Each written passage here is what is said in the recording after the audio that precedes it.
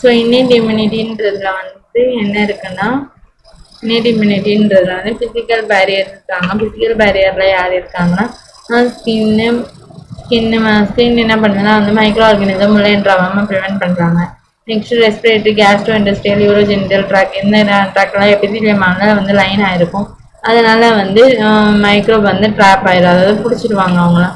Next physiological பேரியர்ன்றது வந்து நம்ம வயிற்றில் வந்து ஆசிட் இருக்கும், சலைவா அது வாயில் வந்து எச்சம் இருக்கும், அதுவும் நெக்ஸ்ட் அதுக்கப்புறமா வந்து கண்ணில் வந்து கண்ணீர் இருக்குல்ல, இது எல்லாமே வந்து மைக்ரோபியல் நுண்ணுயிரிங்கெல்லாம் வந்து வளர்றதை வந்து ப்ரிவென்ட் பண்ணுறாங்க. நெக்ஸ்ட் அதுக்கப்புறமா வந்து செல்லுலர் பேரியர்ன்றதை வந்து லுக்கோசைட்ஸ், டபிள்யூபிசி இருக்குல்ல, அதுதான் ஒயிட் பிளட் செல்ஸ்னு சொல்லுவோம், வெள்ளை அணுக்கள். நெக்ஸ்ட்டு நம்ம பாடியில் என்ன இருக்குன்னா வந்து பாலிமார்போ நியூக்ளியர் லோகோசைட்ஸ், அதாவது PMNL neutrophils and monocytes and natural killer type of lymphocytes. இதெல்லாம் நம்ம பிளட்ல இருக்குது. இதெல்லாம் வந்து இதெல்லாம் பிளட்ல இருக்க well as macrophage tissue and phagocytes, அதாவது டெஸ்ட்ராய் பண்ணிடுவாங்க மைக்ரோபை. இப்போ வந்து ஒரு வைரஸ் வருதுன்னு வைங்களேன், அந்த வைரஸை வந்து இவங்கெல்லாம் வந்து பார்த்துட்டாங்கன்னு வைங்களேன், அதை வந்து ஒரு ஆன்டிஜென் செக்ரேட் பண்ணும். அதை இவங்க வந்து ரெகக்னைஸ் பண்ணி நெக்ஸ்ட் அதுக்கப்புறமா வந்து இவங்க போயிட்டு அதுக்கேற்ற மாதிரி இவங்களை வந்து ஆன்டிபாடின்றது வந்து மாறிட்டு போகல. அந்த மாதிரி இவங்கெல்லாம் வந்து இதை பார்த்தாங்கன்னா இதை வந்து பிடிச்சிருவாங்க, மேக்ரோபேஜ்ன்றது இது பிடிச்சிட்டு போயிடும்.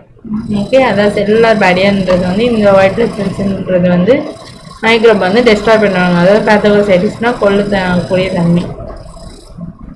சைட்டோகின் பேரியர்ன்றது வைரஸ் இன்ஃபெக்டட் செல், வைரஸ்னால இன்ஃபெக்ட் ஆன செல்லுன்றது வந்து செக்ரேட் பண்ண ஒரு ப்ரோட்டீன், அதாவது இன்டர்ஃபெரான்றது.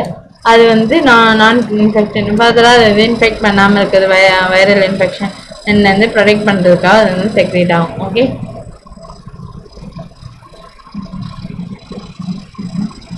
அதாவது வைரஸ்னால இன்ஃபெக்ட் ஆன செல்லுன்றது செக்ரேட் பண்ணுறது இன்டர்ஃபெரான். இது எதுக்கு இதை என்ன ப்ரொடெக்ட் பண்ணால் வந்து அது மற்ற செல்லை வந்து அது இன்ஃபெக்ட் ஆகக்கூடாது, ஆகாமல் பார்த்துக்கிறதுக்கு இது வந்து ஹெல்ப் பண்ணுது. Okay, the protected non-infected cell from further viral infection. So ஃபர்தராக வைரல் இன்ஃபெக்ஷன் ஆகக்கூடாதுன்றதுக்கா. நெக்ஸ்ட் இப்போ அக்யூர் இம்யூனிட்டின்றது என்னென்னா வந்து ப்ரைமரி ரெஸ்பான்ஸ், அதாவது இப்போ நம்மளுக்கு வந்து நோயின்றது ஒன்று வந்துருச்சு, டிசீஸுன்றது வந்ததுக்கப்புறமா வந்து ஃபர்ஸ்ட்டு நம்ம பாடி வந்து அதை வந்து ரெகக்னைஸ் பண்ணி அதை வந்து டிஷ்யூம் பண்ணுறதுக்கு வந்து கொஞ்சம் டைம் எடுக்கும்.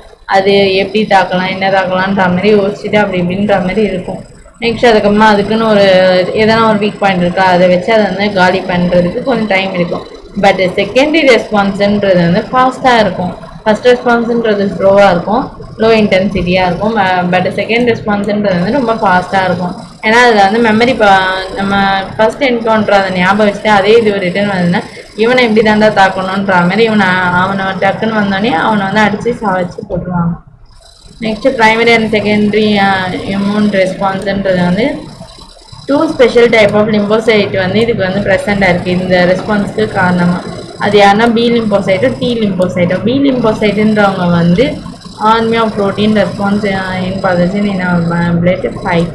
ஸோ சண்டை போடுறதுக்கு ரெடியாக பாத்தஜனுக்கு எதிராக வந்து இவங்க வந்து ஒரு ப்ரோட்டீனை வந்து ரெடி பண்ணி இவங்க வந்து ஆர்மி ஆஃப் ப்ரோட்டீனை ரெடி பண்ணுவாங்க.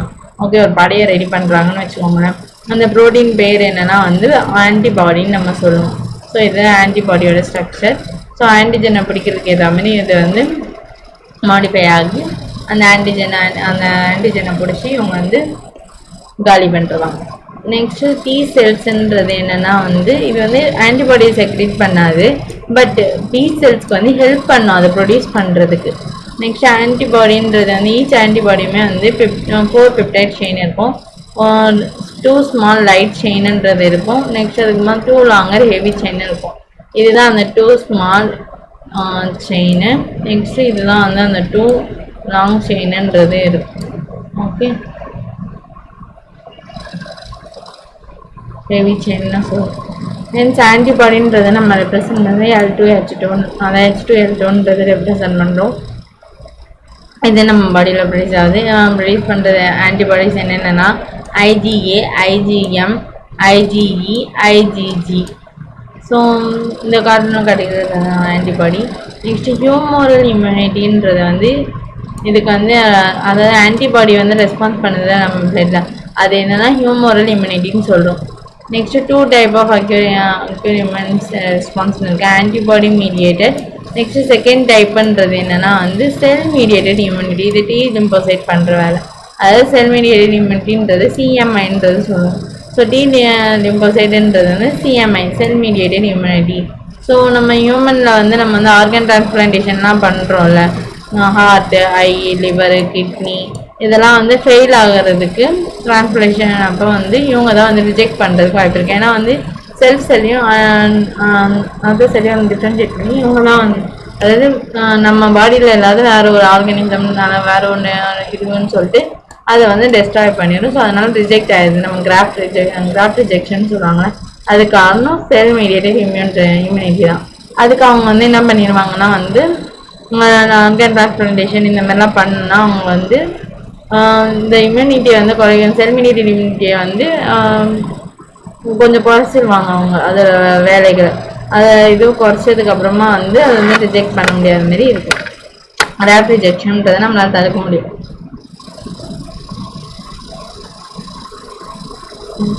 ஸோ டிஷ்யூ மேட்சிங் அதேமாரி வந்து இந்தமாரி நம்ம ஒருத்தருக்கு ஆர்கன் எதனா ஒன்று நம்ம கொடுக்குறோம் அப்படின்னா வந்து அதுக்கு முன்னாடி ஃபஸ்ட்டு எத்தனை அப்படியே இது கொடுத்துட முடியாது.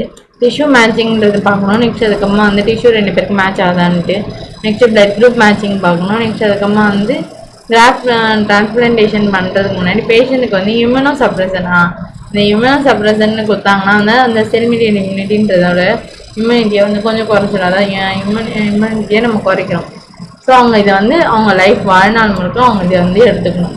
ஏன்னா வந்து நம்ம பாடியில் வந்து செல்ஃப் செல்லுக்கும் அந்த நான் செல்ஃப் செல்லுக்கும் நம்ம அதர் பாடியிலேருந்து நம்ம இது ட்ரான்ஸ்ஃபர் பண்ணியிருக்கிறோம், அதுக்கும் அதை டிஃப்ரென்ஷியேட் பண்ணிடக்கூடாது.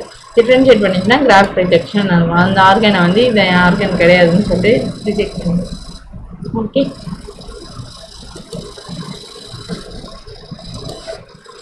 Next active and passive immunity.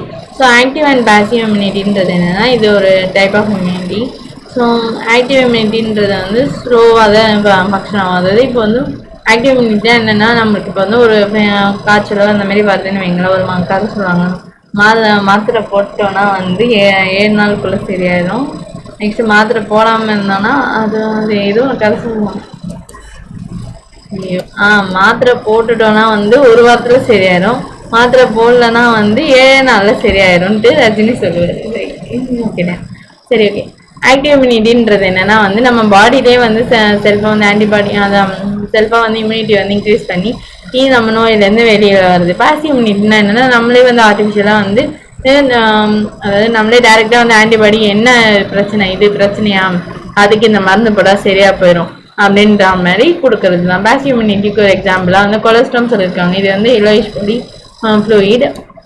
இது வந்து லாக்டேஷன் பீரியடில் வந்து மதர் வந்து ஃபீட் பண்ணுவாங்க இனிஷியல் டேஸில். இதில் வந்து IgAன்றது இருக்குது. இது வந்து குழந்தை இன்ஃபென்ட்டை வந்து பாதுகாக்கும். இது ஸோ மதர் கிட்டேருந்து வந்து கிடைக்கிற அந்த ஆன்டிபாடின்றது இது வந்து பாசிவ் இம்யூனிட்டி அப்படின்றாங்க. ஆக்டிவ் இம்யூனிட்டின்றது என்னென்னா அந்த மைக்ரோப்க்கு ஏற்ற மாதிரி நம்ம பாடியிலே வந்து ரெடி ஆகிறது. இன்ஃபெக்ஷன் ஆர்கானிசம் ப்ரொடியூஸ் பண்ணுறது வந்து நம்மளே வந்து ரெடி பண்ணுறது. ஸோ நேச்சுரலாக வந்து இன்ஃபெக்ஷனாக சரி பண்ணுறோம். இது வந்து ரெடிமேட் ஆன்டிபாடி பாசிவ் இம்யூனிட்டின்றது. இதுதான் இது ரெண்டுத்துக்கு இருக்க example. Vaccination and immunisation.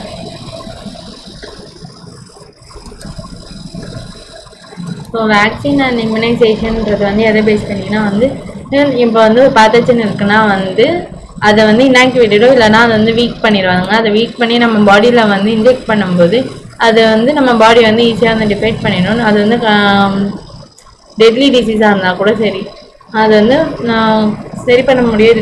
Disease எல்லாமே வந்து நம்ம வந்து மெமரி மாரி B செல்ஸ்க்கும் T செல்ஸ்க்கும் கொடுத்து அதை நம்ம வந்து குயிக்காக வந்து ரெகக்னைஸ் பண்ண வச்சு நம்ம வந்து டைரெக்டாக அந்த மைக்ரோபை வந்து நம்ம வந்து டெட் பண்ண வந்துச்சுன்னா நம்மளை வந்து ப்ரொடெக்ட் பண்ணிக்கிறதுக்கு ஹெல்ப் பண்ணும்.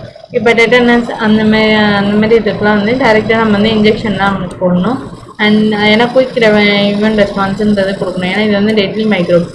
ஆன்டிடாக்சின் ஸ்னேக் இப்போ வந்து பாம்பு கடிச்சிச்சுன்னு வைங்களேன், அப்போ அதுக்கு வந்து ஆன்டிடாக்சின்றது போடணும். அதுக்கு எதிரான